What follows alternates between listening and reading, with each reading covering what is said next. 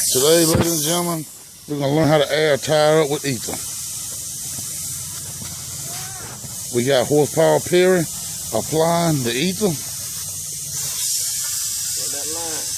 The air. Yeah, get the lighter. Yep, run that line way. Now he's running the line.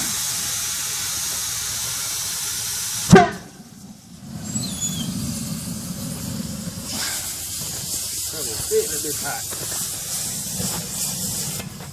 And that's how you do it with ether. That be hot. She on fire.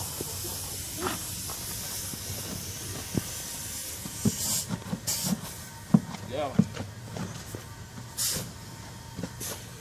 This bird over the line. That ether make it take up that space. Yeah. Woo!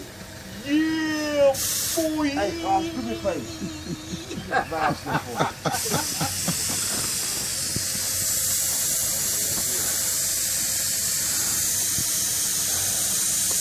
Not try that shit at home.